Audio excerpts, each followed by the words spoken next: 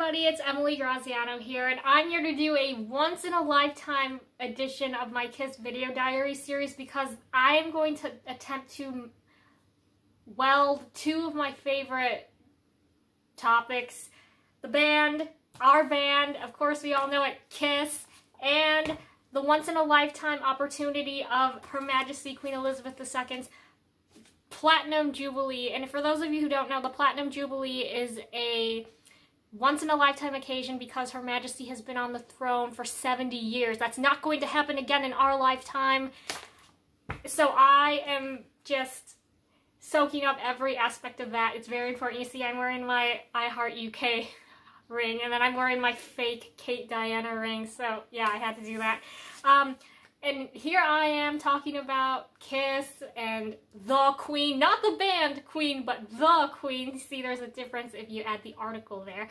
You know, me, Chinese American, who considers herself to be an Anglophile, who took German in high school, but prefers Italian cuisine. Yeah, I'm a very weird person, but here I am, and I'm just gonna have fun with this. I hope you guys also have fun with it, but it's also in part to celebrate the new release of Kiss Off the Soundboard live in Donington, Monsters of Rock Festival, August 17th, 1996. Fun fact, this was 10 days before I was born. Technically, if you want to be technical, 9 days before I was born, because in China it was already the 18th. So, this release, it's pretty good. When you listen to Paul address the crowd with his raps, it's like, oh man, I miss when Paul's voice used to be like that, because it's not the same anymore. It's not the same. It's really, really cool. I'm lucky to have it. And if you look on the shield, everybody, there's a faint Union Jack to the shield. I absolutely adore that. So, I'm just going to get started. So, for fun, and I looked up these dates in this book, except for a couple dates, which I had to get on the internet, and I hate having to look up things on the internet because I feel like I'm just like a casual fan. Deep divers will actually look up in the books.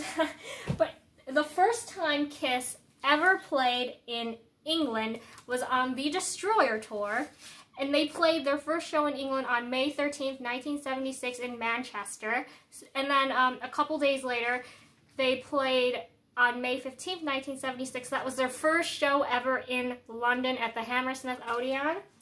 And for those of you who don't know, that was 1976. That was 1 year before the Queen's Silver Jubilee. The Silver Jubilee was 25 years on the throne. That was 1977. I was not alive, so I wasn't able to partake in any of that. I have no, like, Silver Jubilee memorabilia or anything like that. But 1 year before that, and for those of you who want a cool depiction of that, it was depicted in the final episode of Season 3 of Netflix, the show The Crown. They did a great job of recreating the costumes, even though it was like a minute on screen. It was the very ending sequence that they depict the Silver Jubilee, but it was really cool because they had all of the costumes from the Queen to Princess Margaret to the Queen Mother. It was just really cool. The hat that Her Majesty wore, with it was pink, and it kind of looked like there were hair curlers on the end of these strings. It was perfect. They got it really, really perfect. Fun fact, they did not play in the UK. Kiss did not play in the UK in 2002. That was for Her Majesty's Golden Jubilee. And just side note for the Golden Jubilee, because this is a melding of Kiss and the Royals. I know, this is a weird video. Brian Wilson, in 2002, the only American artist chosen to play at the Queen's Golden Jubilee concert. And also, Brian May in 2002 played on the roof of Buckingham Palace. That was pretty cool. If you go on YouTube, there's a clip of it, but it's really cool. Kiss did not play either in the Diamond Jubilee year in 2012. They did not tour the UK. However, they did tour England in 2022. Just yesterday, they played Donington. So this release coming out yesterday, and knowing that Kiss was in Donington, and this CD comes out yesterday, that's pretty freaking cool. Except I think this lineup is way, way better. I don't even have to say that, but wouldn't you rather have Peter Criss and Ace Frehley than Eric Singer and Tommy Thayer? Wouldn't you? Seriously? But it was really cool that they at least got to play in the Platinum Jubilee year in England. For those of you that don't know, the UK is actually consistent of 4 countries: England, Scotland, Wales, and Northern Ireland.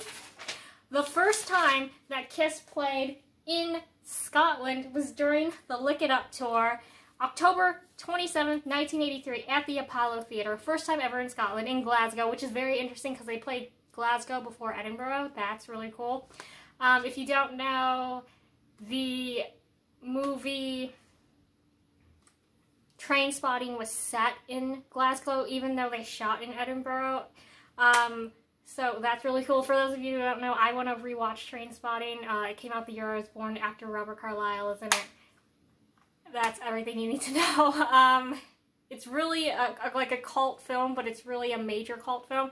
So that was the first time they ever played in Scotland. The first time they ever played in Northern Ireland, in Belfast, was during the Crazy Nights tour on October 3rd, 1988. It was actually the last stop on the Crazy Nights tour in Belfast. That would be really cool. Imagine seeing Kiss in Ireland, but it's Northern Ireland, so it's technically still in the UK, even though you're on the Irish island. That's pretty cool.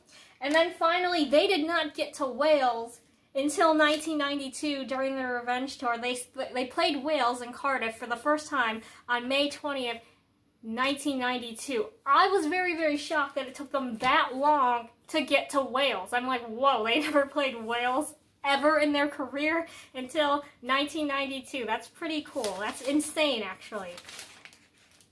Okay, so, and also, I want to point out something. If you guys don't know it, Ace Frehley, like Her Majesty the Queen, is a tourist.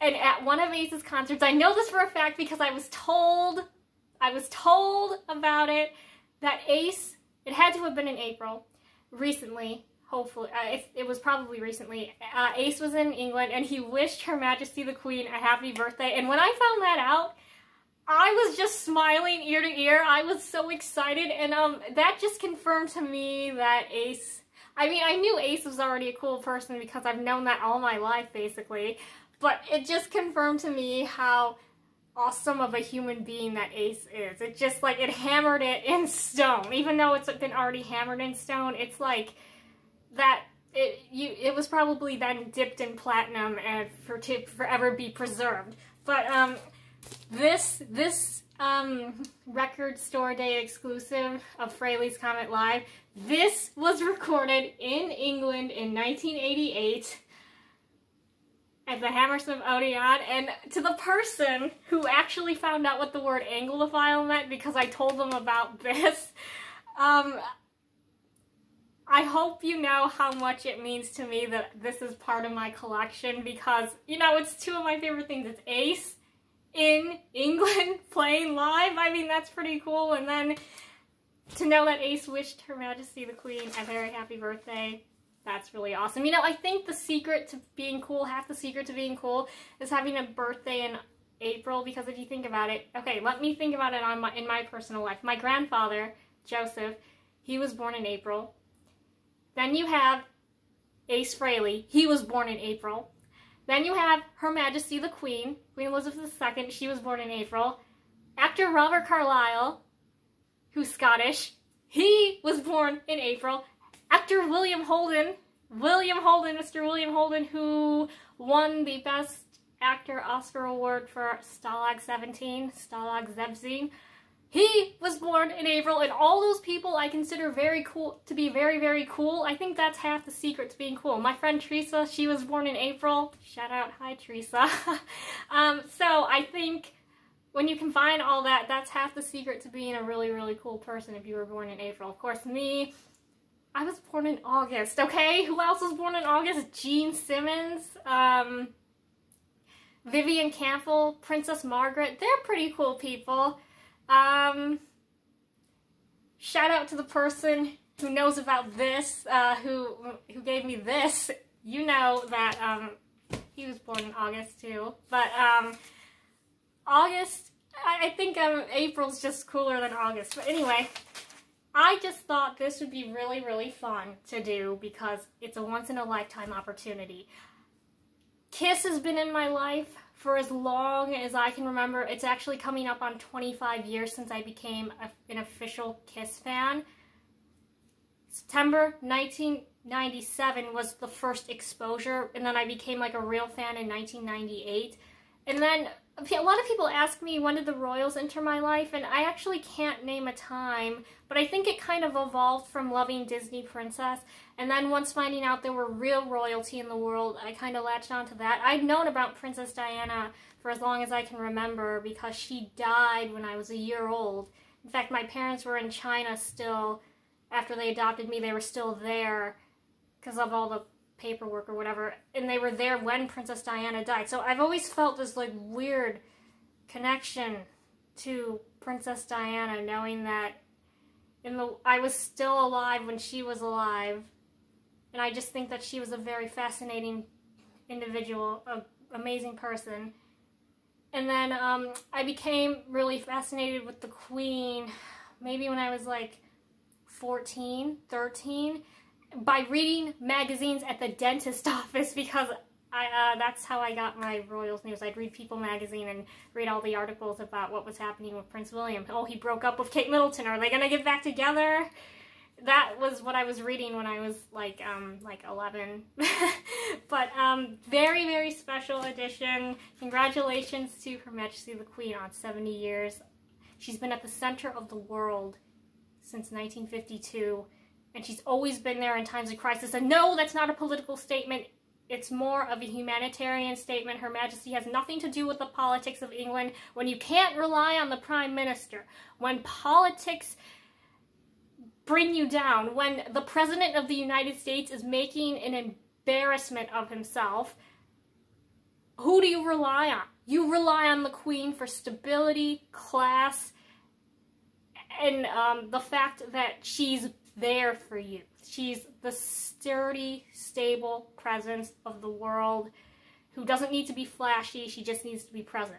So that's why I admire her. When you can't depend on anyone else in the world, leader-wise, you can rely on the Queen because she's been through crisis. She's been through family crisis that has bled into, like, world crisis, in a sense. Like, the feud with Charles and Diana, that was technically, if that wasn't, that's a family dilemma, but it kind of bled out into the public. She's been there.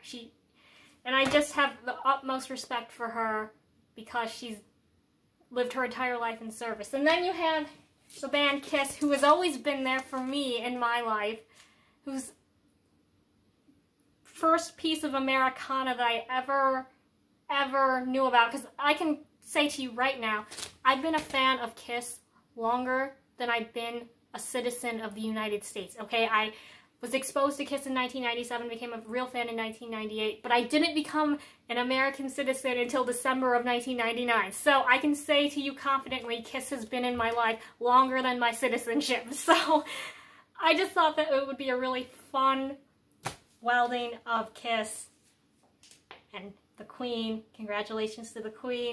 Everybody go out and get Donington Live 1996. Really, really a good one. And I really, really hope the next soundboard, if we keep buying these, we're gonna get an 80s one eventually. I hope so. We need an 80s release with Eric Carr. That's all I want. But I want to thank you for watching this video. I'm Emily Graziano, and I hope you learned something fun. Once in a lifetime type of video opportunity, and I had to take it. Thank you for watching, and I'll see you in the next one. Have a great day. Bye-bye.